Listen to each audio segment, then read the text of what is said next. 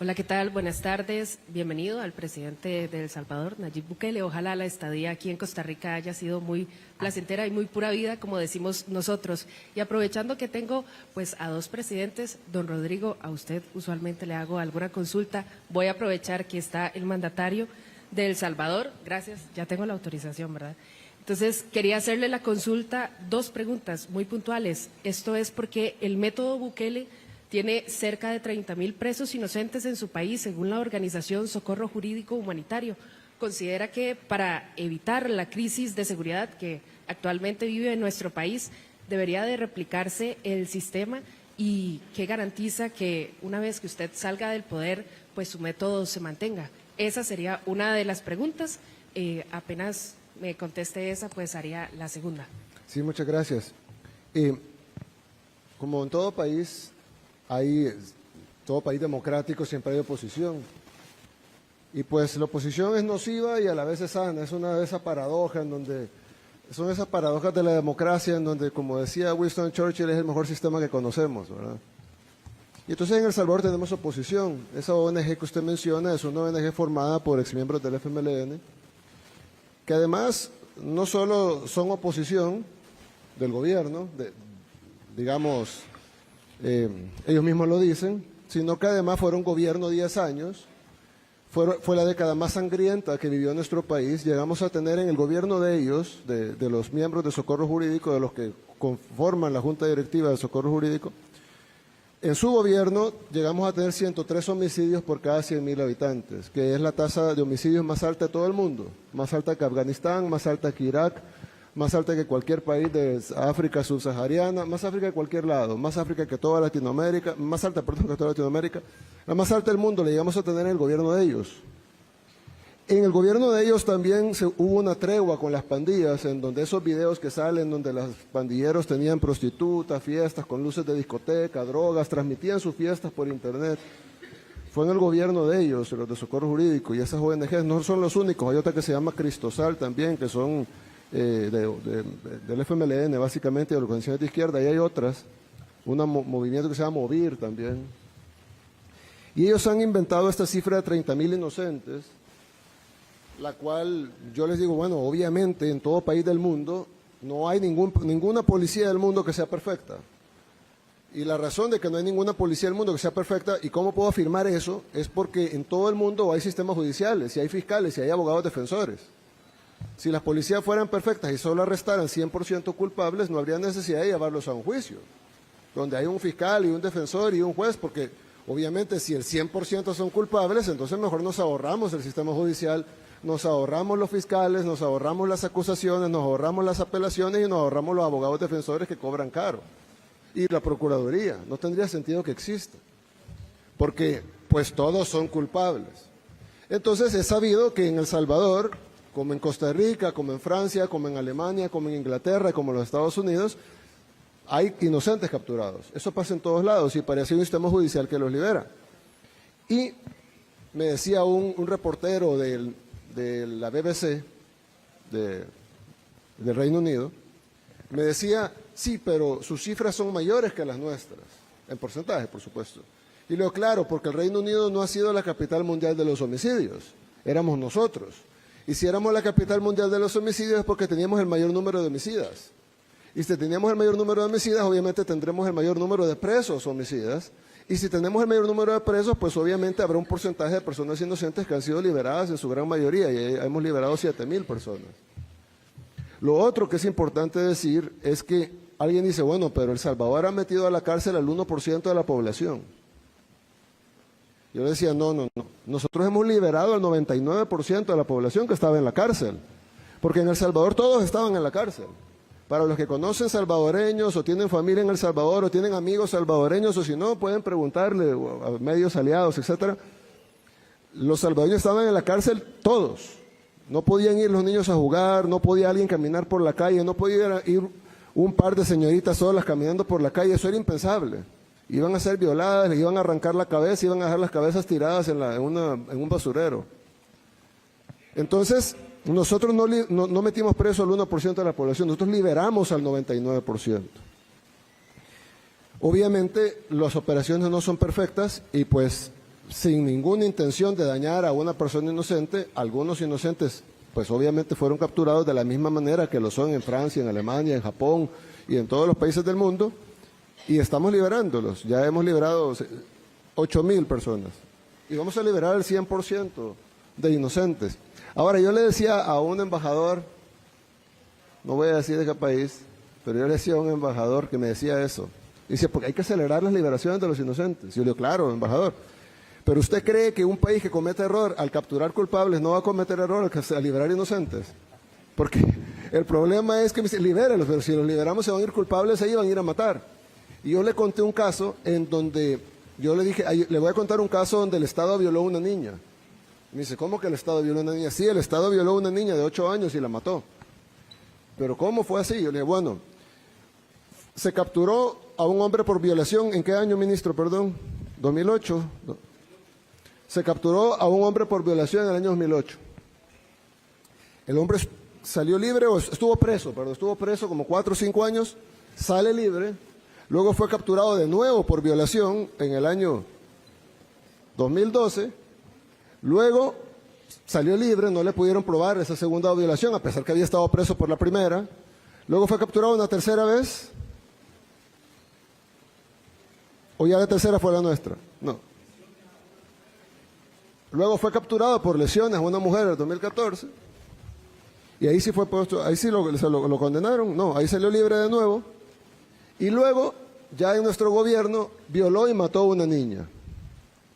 Entonces a esa niña, ¿quién la violó y la mató? Ese sujeto, claro, y ahora está cumpliendo una pena y nunca va a salir de la cárcel, nunca. Pero a esa niña también la violó y la mató el Estado. Y era una niña de 8 años.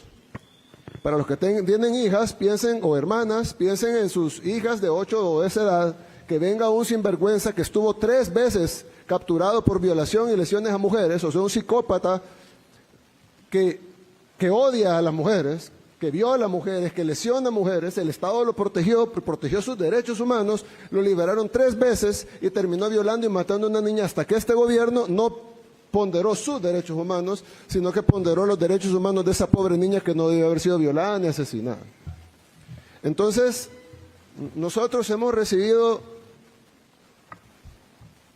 200 lecturas de moral de personas que no conocen lo que nosotros vivimos, que nunca nos dieron una solución que fuera factible. El Salvador probó de todo, la OEA incluso patrocinó una tregua completa, en donde el secretario general de la OEA, Insulza, llegó ahí a abrazarse con los pandilleros, los pandilleros les entregaron unas armas en gesto de buena voluntad. El secretario general de la OEA en ese tiempo, Miguel Insulza, recibió las armas de los pandilleros, llegaron incluso sacerdotes a bendecir la tregua, le lavaron los pies a los pandilleros para hacer, de una manera farisea, algo que parece cristiano, pero no lo es, porque estoy seguro que Dios no quiere que se violen niñas y que se asesinen niñas de 8 años. Y ahí todo el mundo aplaudía. El modelo de El Salvador debe ser copiado por el resto del mundo. El Salvador debe de exportarse este modelo que tiene un gran éxito. Y luego se supo todo lo que estaba detrás de esa tregua contra las pandillas, pandilleros que fueron entrenados, y ahí están las fotografías y los videos, pandilleros que fueron entrenados en los polígonos de tiro del ejército nuestro. Ahí fueron entrenados los pandilleros a tiro certero, que significa poderle pegar en la cabeza o en el corazón a los salvadoreños, entrenados por el gobierno, con armamento del gobierno. Se desaparecieron $2 millones de armamento del gobierno, en el gobierno anterior, del gobierno de esas personas que ahora están diciendo eso.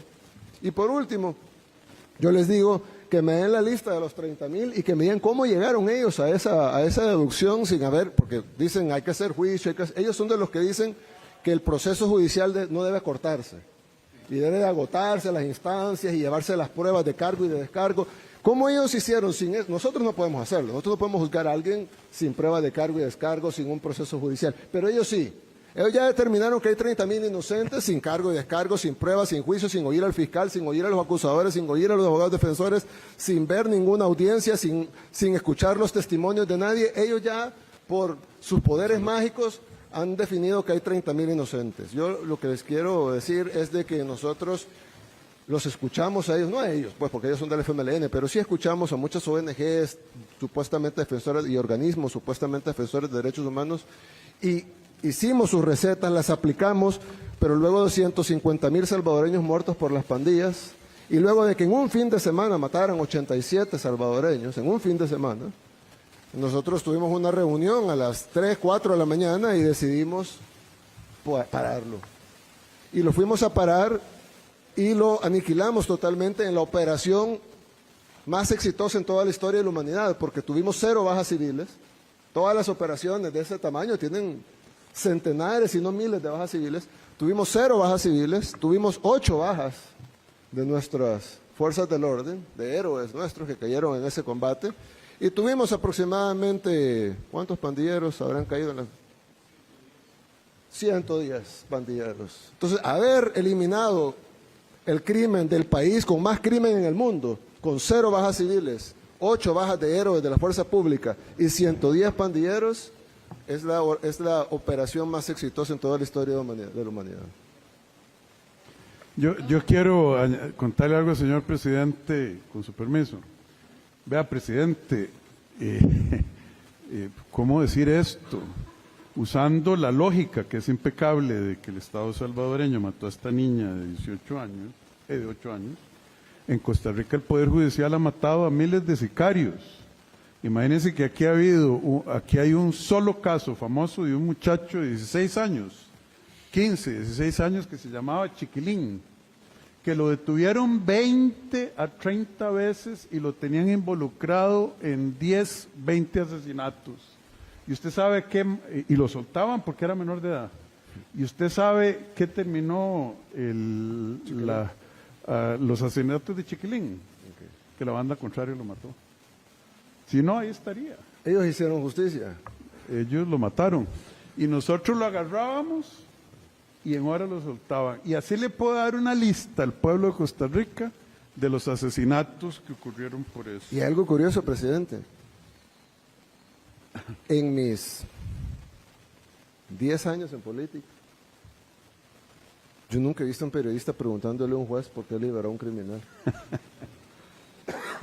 No lo he visto. Yo le decía ayer a un periodista muy reconocido, un periodista costarricense muy reconocido, ¿cómo se llamaba, presidente? Un señor mayor que me contó la historia de que él fue a El Salvador y que tomó unas fotografías de una masacre que hubo en El Salvador por parte del gobierno en 1970, en el gobierno de Molina. ¿Pero fue ayer eso? Ayer sí, en la cena. No. Y entonces él, pues en todo el tiroteo perdió sus rollos. Sí, señor, ya sé quién es, don Edgar Espinosa. Y entonces él fue donde el presidente de ese tiempo de El Salvador y le dijo, me han quitado los rollos, y fueron, y bueno, no encontraron los rollos, pero me contó que cuando estaba en el avión, ya para venirse para Costa Rica, el avión no despegaba, decían, no, es que por órdenes no podemos despegar el avión. A la hora entraron unos militares al avión y le dijeron que están sus rollos. Y ahí estaban todas las fotos de la masacre que había pasado ahí en El Salvador, y él vino a Costa Rica y publicó esos rollos, los publicó, y ganó premios por eso. Imagínate. Y entonces, un periodista íntegro, pues, que a pesar que era amigo del presidente, publicó los rollos que hablaban mal del gobierno del presidente, ¿no? Probaban que sí había habido una masacre. Pero lo que quiero decir es que yo le dije en eso, y me dijo, bueno, me dijo unas palabras bonitas, muy bonitas. Pero yo le dije, lo felicito, porque personas como usted son las que mantienen aún el respeto al periodismo. Porque el periodismo, entiendo yo, y yo no soy periodista, y discúlpenme que me metan en algo, pero ustedes se meten en política. Discúlpenme que me metan en algo. Es tan importante la labor que hacen ustedes. Y la que población espera que ustedes le lleven no lo que le conviene al gobierno, ni tampoco lo que le conviene a la oposición, sino la verdad. Y la verdad bajo la lógica, bajo el sentido común. Y sobre todo, la verdad, no la verdad de un grupo, de una élite, sino la verdad de todos. La verdad que hace el bien para todos, en el caso de ustedes los costarricenses, en el caso de nosotros de los salvadoreños. Yo lo dije ayer, es tan importante que toda la sociedad, en su conjunto, esté a favor del bien y en contra del mal. Ya saldrá un intelectual a decir por qué es bien y qué es mal. Bueno, empiezan a teorizar todo hasta que nada es nada. Pero nosotros sí sabemos qué es bien y qué es mal. Ustedes lo saben, sus familias lo saben. Algunos dueños de medios tal vez lo sepan. Tratemos de llevar la verdad a la gente. Porque ustedes hacen una labor importantísima, por eso estamos aquí frente a ustedes. Y creo yo que ustedes deberían de sumar a esa labor, porque si no nos ponemos todos de acuerdo, ellos sí están de acuerdo. Los malos sí están de acuerdo. Pero nosotros los buenos no nos ponemos de acuerdo a veces. Si nos quedamos discutiendo si esto es azul o es celeste o es turquesa o es aqua. Pero bueno, ¿qué es lo bueno y qué es lo malo? ¿Y qué es lo que debemos de hacer? ¿Y cuál es la labor de ustedes frente a esa situación que está enfrentando Costa Rica? Danilo Chávez. Perdón un momentito, presidente, nada más para que el pueblo de Costa Rica entienda. Cuando usted estuvo a las 4 de la mañana en esa operación que dice que fue la mejor del mundo, que no murió nadie civil, usted no hubiera podido conducir esa operación sin apoyo del Congreso, ¿verdad? No, el presidente del Congreso estaba ahí sentado. Ok. Y yo le dije, necesito que convoques una sesión extraordinaria para allá. Los diputados llegaron el sábado, ¿verdad? Sábado para domingo, en la madrugada lo aprobaron, o a las 12 de la noche. En la madrugada del domingo, a media balacera, aprobaron el régimen de excepción. Y ese mismo momento salió la policía a atrapar a todos los pandilleros que ya los conocían. Ya sabían quiénes eran. Si la policía sabe quiénes son, la policía sabe dónde están. Lo que pasa es que no es que los policías no los quieran agarrar, es que no pueden, dicen la orden. Y cuando lo agarran y luego lo llevan, sale libre y le matan a la familia. Entonces, ¿quién va a querer? O sea, es decir, es difícil. Yo se lo he dicho una vez y le doy un mensaje a los policías de Costa Rica. Ustedes están en la posición más difícil del mundo. Todos los seres humanos corremos del peligro, todos. Y el que diga que no es mentiroso. Todos los seres humanos vemos peligro y salimos corriendo. ¿Quiénes no huyen del peligro? Bueno, en el caso de Costa Rica, bomberos y policías. Sí. Dígame otro. Tal vez, no sé, rescatistas. Son raros, pues, los que no huyen del peligro. Ellos no huyen del peligro, van al peligro. Escuchan la balacera y van a la balacera. Solo piensen eso, ¿no? Uno escucha una balacera y se va. Ellos van a la balacera. Y luego se tienen que enfrentar sin las herramientas legales para poderse enfrentar. Y si acaso logran agarrar 10 criminales arriesgando su vida, los llevan para que los liberen y luego esos 10 criminales van o dan la orden que vayan a asesinar a la familia de ellos. Y luego nadie los protege a ellos. Y si a alguno se le ocurre, porque el presidente me contó el caso de eso de que si mata al que mató a... Si luego se le ocurre ir y matar al que mató a su familia, van y lo meten preso a él. ¿Sí? Y ahí nadie sale y dice liberen a los inocentes. Al contrario, ahí presionan para que se lo refundan en la cárcel.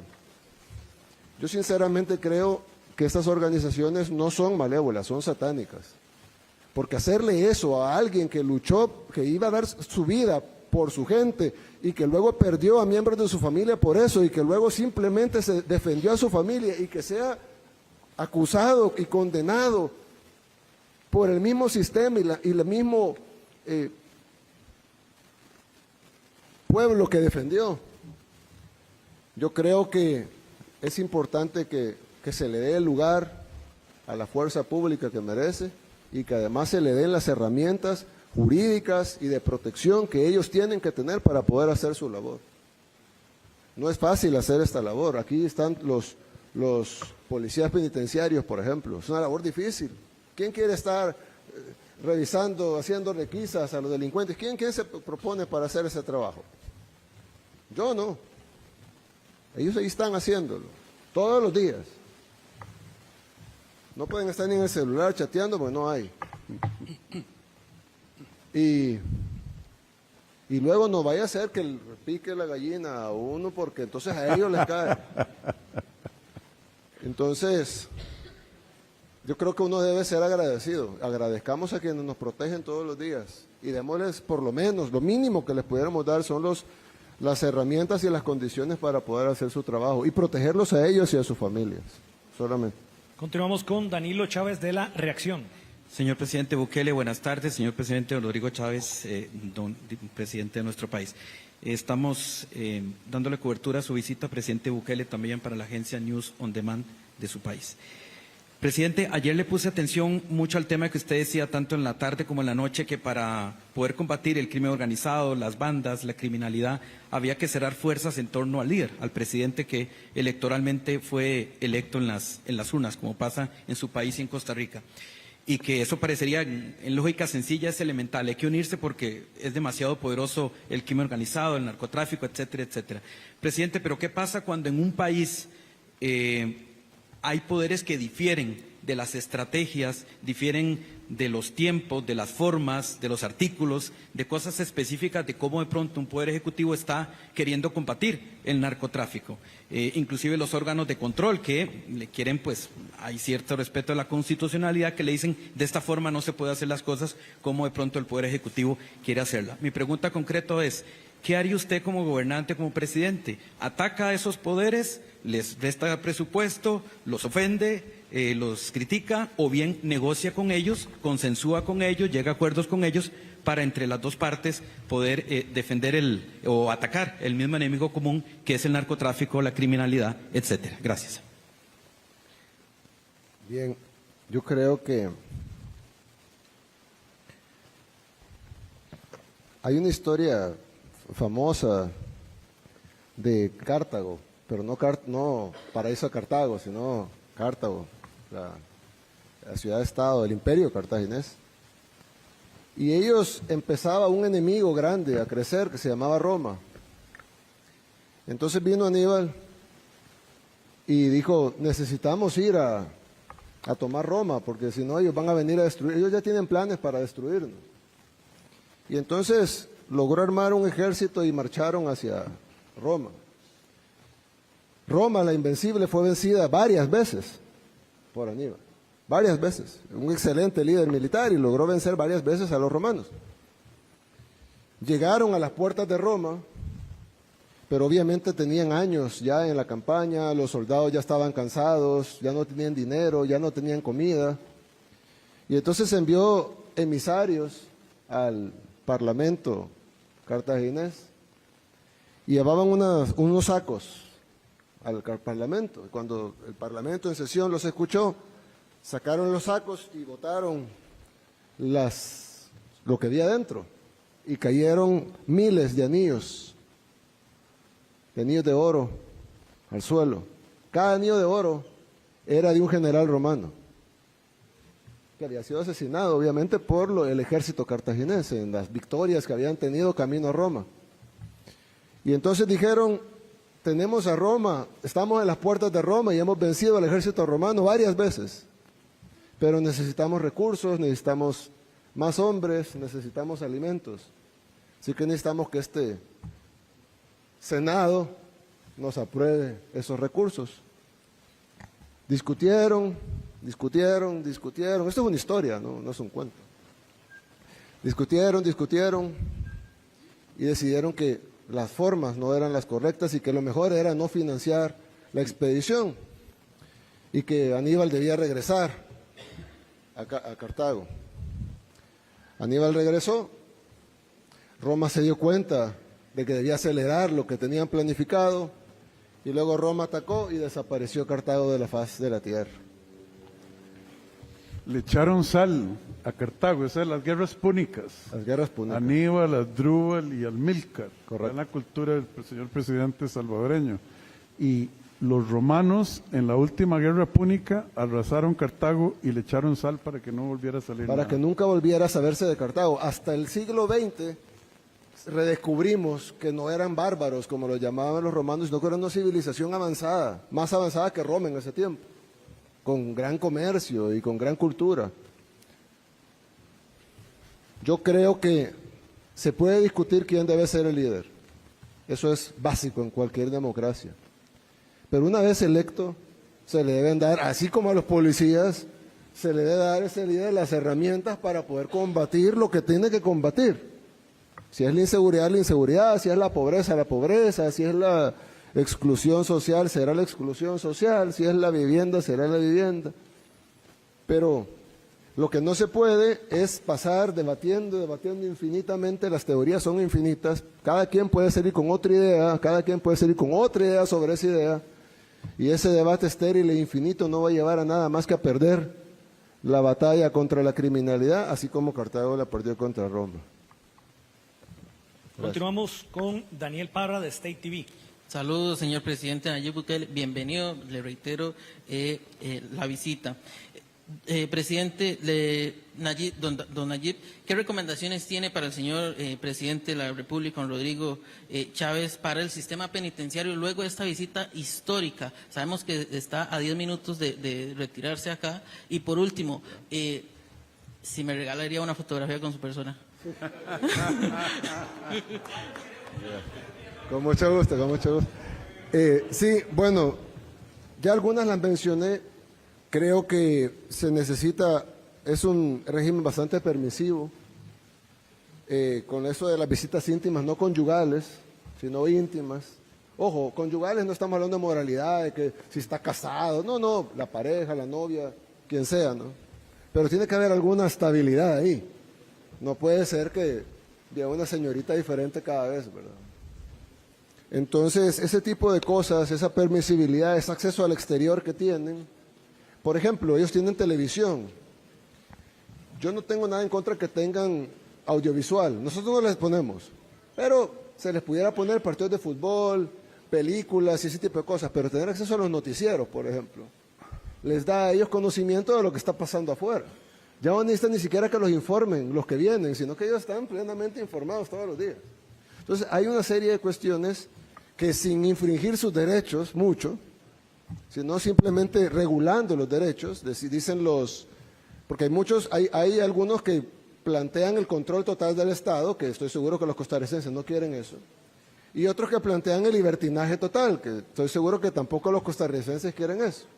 Entonces existe el concepto de libertad ordenada, en donde todos tenemos libertad, pero está ordenada de acuerdo a las reglas que la misma sociedad pone para el bienestar de todos en la sociedad. Entonces, un reo que tenga audiovisuales me parece bien, me parece justo para que tenga algún tipo de entretenimiento, pero ese entretenimiento debería estar limitado a películas, partidos de fútbol, etcétera, pero no, por ejemplo, a cosas informativas. Es algo muy sencillo, pero hace mucha diferencia. Entonces, creo que sería muy largo darles uno por uno todos los puntos que hablamos y que además vamos a poner en el reporte, pero sí creemos que debe de hacerse menos permisivo el sistema penitenciario y debe de hacerse más pensando en sí los derechos de los reos, que los tienen, son seres humanos, tienen derecho a pesar que han matado, violado, etcétera, tienen derechos, pero pensando más en los derechos de los que están afuera y el derecho a un país de tener seguridad. Gracias.